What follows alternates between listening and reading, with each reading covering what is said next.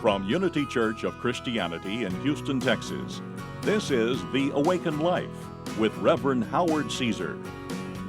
Unity is a non-denominational Christian church providing a positive, practical, and progressive approach to Christianity.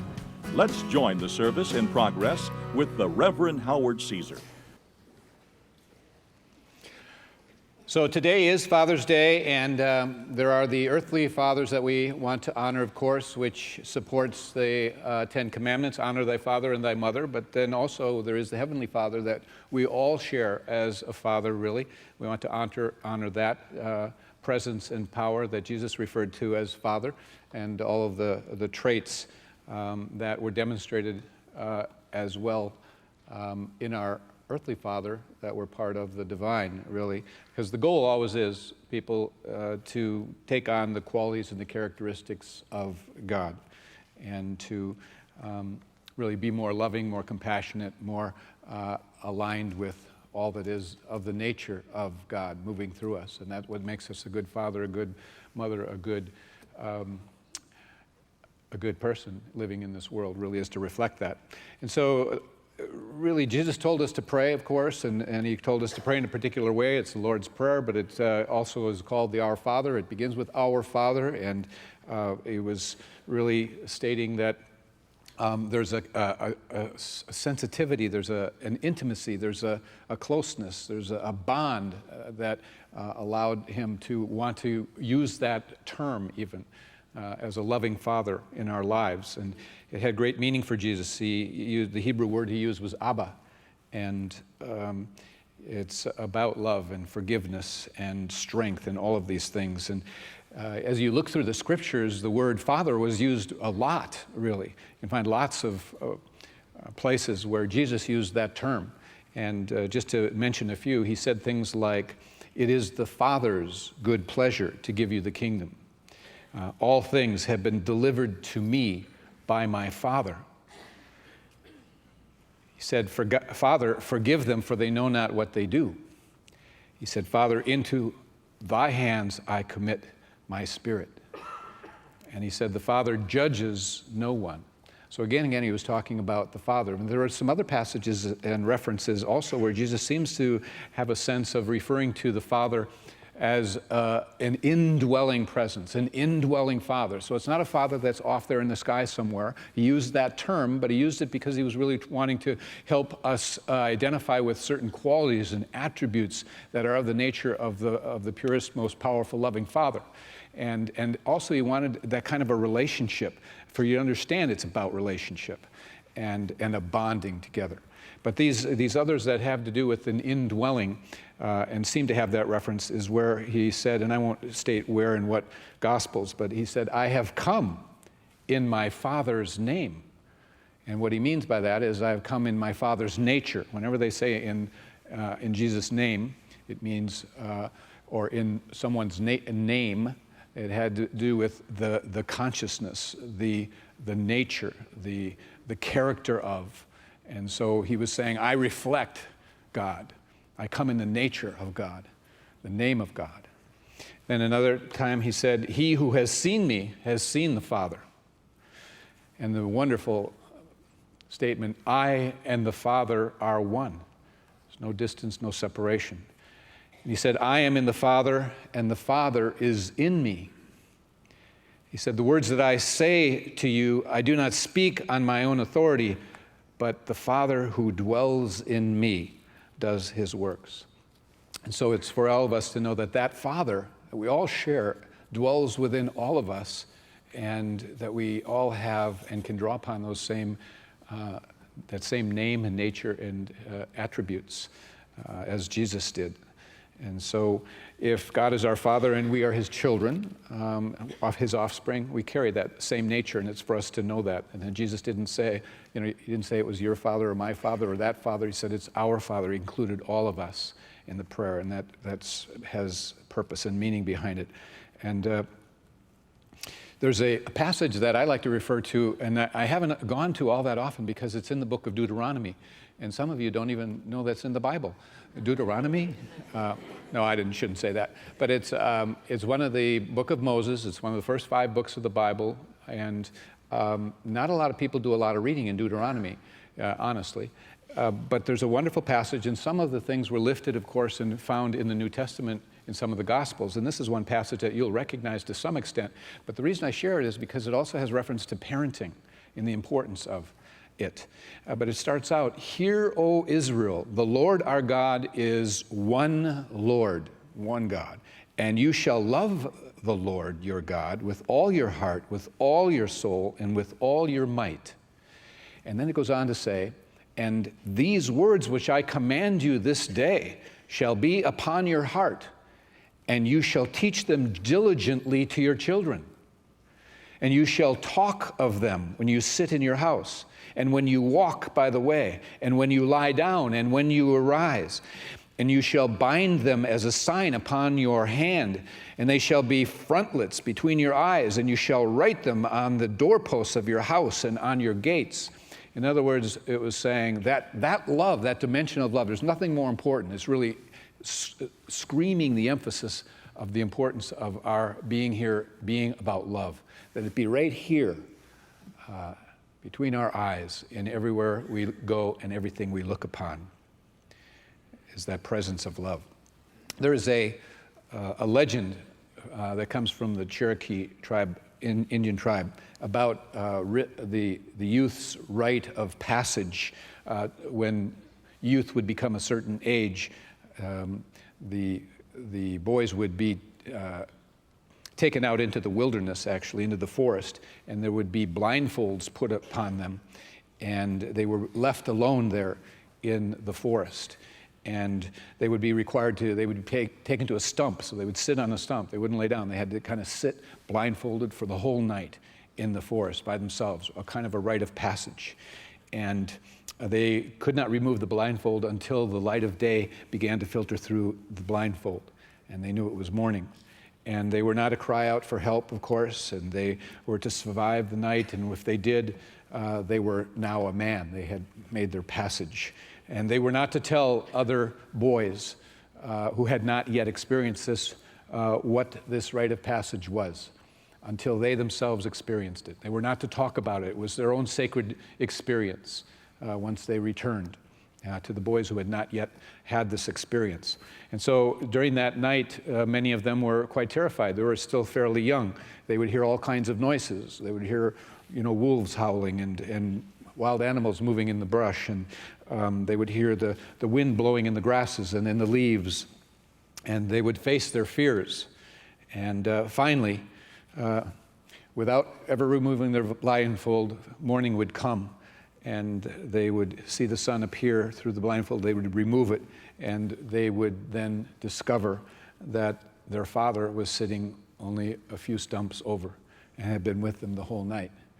And that essentially they'd never been alone. The father was always with them, but they wanted to be and have them go through this process. And part of it was to show that really the father was really a protective, the protective nature of the father was very much like the Great Spirit that is always with them, and that they were never alone, and they would never be alone, and that we were always being watched over. So it was a powerful kind of experience for them in facing their fears. And I think we all go through that at various times as we're going through life. Our parents are there to help us somehow move through our fears. That's a big part of life. And we are always looking for the encouragement that comes from a father or a parent. And sometimes we, in the busyness of life and the fast pace of life and the role that fathers want to play in being a good provider, we sometimes get really, really busy in our work, in our careers, in our life path in that regard. And we feel we're doing our job by providing, physically and materially for our family, which is important, of course. But sometimes it then leaves little time to actually spend with one's children. And it's important that there be a balance kept there. It's so vital. Parenthood, being a father or a mother, is so important to be able to create the time to be there with your children. So much a part of parenthood. There was a father who actually, true story, he had a business He had started it himself. It was a small business. He didn't have any other employees. It was just a small place that he did auto mechanic work and oil changes and things like that. He worked 7 days a week in order to make ends meet and be able to provide. And just a hardworking, conscientious father. And finally, it came to where his son had grown to the age where he was now playing soccer. And so he was missing seeing his son playing in these games. And his son really wanted to be there too. But finally, he came to the decision that he was going to close down on the weekends. And so what he did was he sent out an email to all of his customer base. And he told them when he was going to be shutting down and why. The fact that he felt it was important, that he didn't want to miss these years with his son, actually being there and experiencing that. And that he then proposed and gave them several reputable competitors, 2 or 3, that they could go to if they needed work done on the weekends. And he thanked them for their business and hoped he could serve them, but he wouldn't be open for a time while his son was passing through this. And as a result, his business flourished and took off. And it took off for 2 reasons. One is because the universe does support you being balanced, okay? And the other was because the people who saw that email and read it wanted so to support him and so admired him for making that step that they adjusted their schedules and wanted to continue to give him their business. And he just flourished, and there wasn't a falling off, there was a furthering of his prosperity, so that he never missed a beat. And so again, the lesson always is how important it is for us to realize being there as a presence is one of the greatest gifts you can give, just being there. And they looking in the stands, whether it's a sport they're playing, or you being there to be help in Cub Scouting or Boy Scouting or whatever it is that the youth gets in, to be able to be there and be behind them and say this is great and encourage them and love them through it is a powerful thing and so meaningful and has so much for memories. Some of you who are golf enthusiasts may know the recent story about Phil Mickelson. Just recently, they're playing in the major PGA Open major tournament, and it's in Pennsylvania, and Phil Mickelson lives in Santa Monica, California, and his daughter, one of his daughters, was graduating from 8th grade, and so he had to fly from California to Pennsylvania for some practice rounds, which they have for the first few days. The tournament starts on Thursday, so he flew back to California on Wednesday, attended his daughter's graduation. He probably had some celebration that evening. Then he flew back that night and just got, I guess, a couple, 2, 3, 4 hours sleep, and then teed it up the next morning and did quite well and was among the leaders. And he is now actually going into today as the leader. But the press and the announcers really jumped on that in terms of just the admiration that, and they actually had up on the TV, they showed a map of North America or United States, and they had lines drawing from Santa Monica to Pennsylvania, back to Santa Monica, back to Pennsylvania, and then, all these zigzags to really heighten the drama of how much flying he had done to be a father. And I think it was all great and wonderful, and it just heightens, again, people's admiration. He's a great guy, Phil Mickelson, as well, those of you that follow golf. But, I always tried to be there for my kids as much as I could. They were all into lots of activities, sports and piano and dance and what have you, all 3 of them, and wonderful kids. And sometimes Diane and I would have to split up and go to different places because they were playing at the same time when their age groupings were similar. And so a Saturday morning, she might go to one place, I'd go to another. Some of their games were in the evenings. Many of them were Saturday mornings. And one of the difficult things for me was, even if I had a meeting or something, as busy as I am as a minister, I would possibly go to the game and then watch a portion of it and then dash off to a meeting or whatever I had to go. I did that a number of times. And on Saturdays is my day to prepare for Sunday. And so it's a pretty intense day, and I start very early, and sometimes it goes quite late, depending on how God speaks to me or I'm not listening. And so, anyway, when my children were going through that stage where they had a lot of leagues they were playing in Saturday mornings, it was a stretch for me. And but I always was there, and I'm so glad that I did. You know, it maybe meant that I had to work a little later into the night on those days. But looking back, I'm just glad that when they looked up at the stands, they saw myself there along with their mother, and they knew that, you know, we supported them and loved them, and it was just it was a great time. And so you need to be there for those kinds of things. You see, when I was a youth, I played a lot of sports too, and actually through the grades and on into, I played a little semi-pro after high school, college, and actually in all of that time through the grades and whatnot, my parents really were never there to attend one thing, except one time I was in an all-star game, a semi-pro all-star game, and my dad did come to watch me and saw me bat a couple times. Now, I'm not faulting him. You have to understand that his generation, they didn't know to do that. He didn't grow up in the Little League. He didn't therefore have a father who came to watch. They didn't know that's what was protocol and you did. Many of my buddies and so forth didn't have their parents there. Some had a few, but that's the way it was when I was growing up. But looking back, you know, I never felt bad they weren't there, except till later when we talked about it. It would have been fun because my dad was an athlete too, and he was very busy. He was running his business, and it was difficult for him to find time. But I just share that not to make my father wrong at all. I had great parents, both of them. My mother said, "Oh, Howie, I didn't want to be there because I thought it would make you nervous."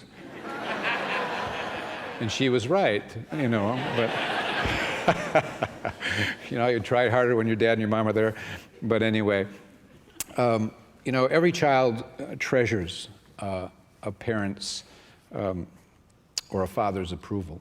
We all want that approval, and we want it as we're growing up so much from our parents, I feel. And the truth is, a father always appreciates their child's approval, or the seeking out sometimes of dad for advice or counsel on some kind of a matter. I remember a time when I was around 21 or 22. I'd come back from college. I was living at home, and I was now working in my dad's business prior to going into ministry and going to ministerial school and all of that. And I was working really hard and saving, and I wanted to buy myself a new car. I'd had and purchased used cars, but never brand new. So I was really saving, and I finally got to the place where I wanted to go to that dealer and plunk down the money and say, cash. Cash. I'm not, you know, buying it on payments. And so I did that, and when I went, I bought and ordered a Pontiac Le Mans gold with a black vinyl top and chrome wheels. It was a hot car for the 70s. And anyway, I was real happy. I came home and I shared with my dad, "Hey, Dad, I bought this car and I ordered it and went to this dealer and so forth. I think I got a pretty good deal." And my dad kind of was not all that thrilled. And it was like I could see that he was, it kind of hurt him that I hadn't had him weigh in on it, that I'd just gone and done that. And I was doing it sort of to surprise him, get his approval. Whereas he was really wanting, as a human, approval from me, that I would come to him and say, "Hey, Dad, what do you think about this car or this dealership?" or, you know, just to consult. And so I learned something in that. I was disappointed for a while that, shoot, you know, he should have been proud of me. But it didn't take me long, and I saw, you know, he just wanted to be acknowledged that he could have helped. And so as we grow up, our parents never lose that, where they just like to know what's going on and maybe offer something, and we don't have to take it, their opinion or their advice, but it's always good to sit and chat. And I always remembered that no matter what the age, really, we want love, we want approval, we want to connect, we just want to be there.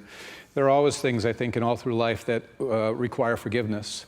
Like I say, I had great parents, and you know, I can't think of anything particularly I had to forgive them for, but I'm sure there were things I was unhappy about at times. We all have the the desire to be loved. We have a need to be loved. And the people around us can't always figure out what our need is specifically to be loved, nor have they been trained to do that. And we also have to sometimes realize that they're not equipped to deliver what we're specifically wanting at that moment in time in the way that we want it. So ultimately, we're going to at times go away feeling like we didn't get loved the way we needed to be loved. And that just happens. And that happens all through life to a degree as we learn, that love emerges from within us first. And so there is forgiveness that is required, and it's a part of life. That's why, again, I just love the parable of the prodigal son, in which, we all make mistakes, we all go amok once in a while, and he went to the far country, okay, and then he finally arose and decided to return to the Father. And the beautiful thing of this lesson that's so powerful that Jesus shared is, that God is not a punishing God, nor should we be a punishing parent, ever, really. So there was no punishment involved, there was no cold shoulder, there was no emotional withdrawal, there was no turning away, there was no digging in and making sure that the son knew that the father was right and he had been wrong. But instead he ran to meet the son, and saw him with a great way off and had compassion, it says. And he ran and fell and hugged his neck and kissed him. And it was like nothing. It was all out love. Nothing would stand in the way. And that's what we really need to get to, Sometimes we hold these petty things and they can go on in families that just keep people separate and apart. It's so unfortunate because underneath all of that, everyone just wants to love one another. And we hold on to something of the past and it just so diminishes the moment and the life you're living now because something in the past. So that's a powerful lesson.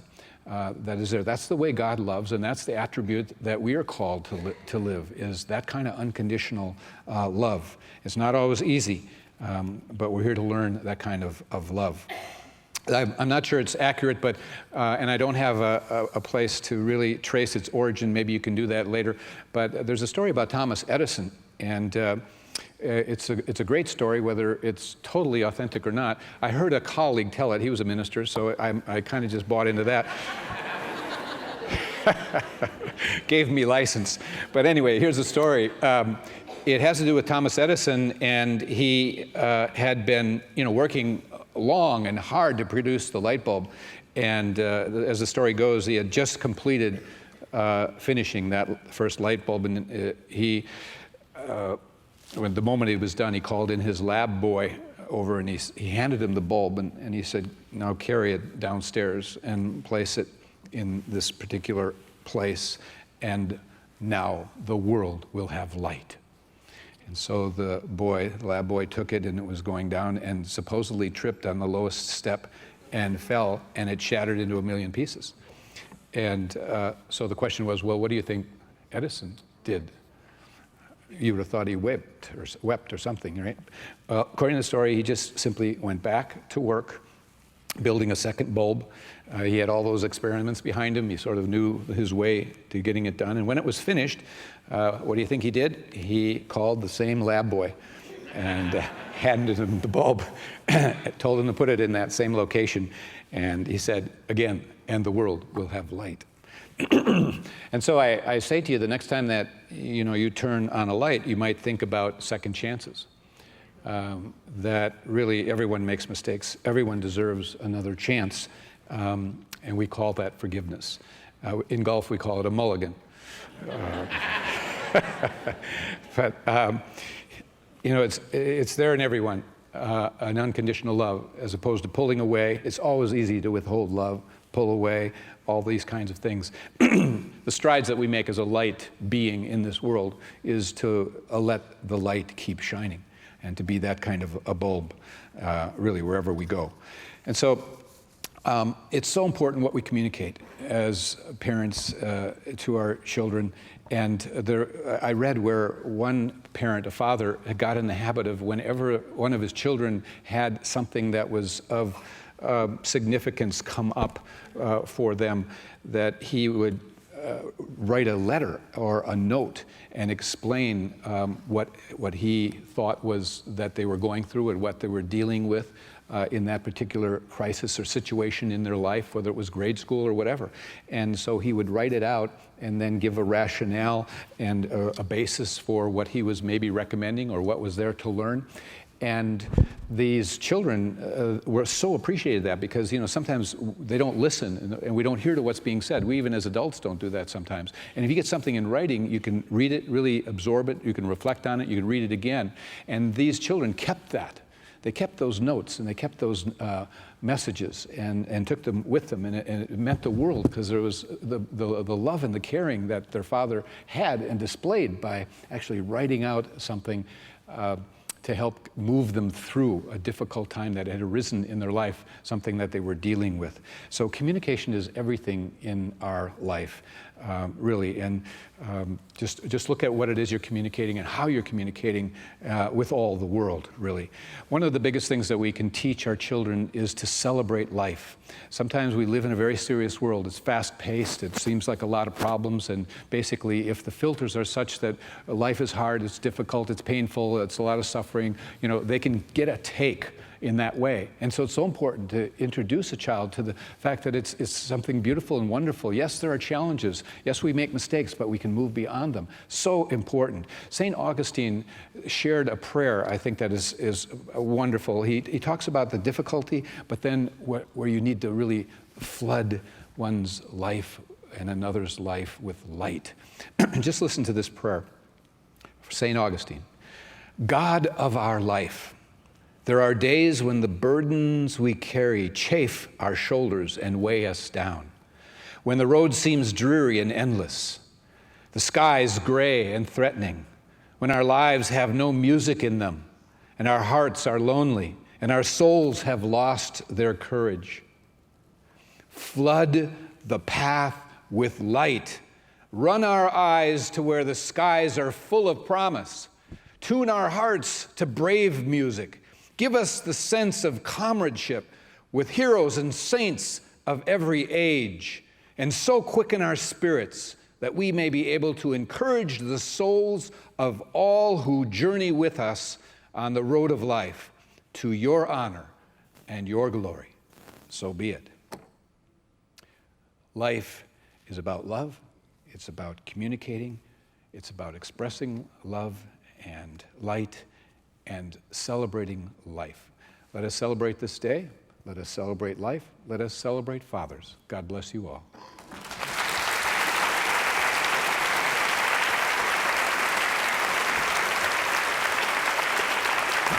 Thank you for joining us for today's message. We invite you to be with us again next Sunday.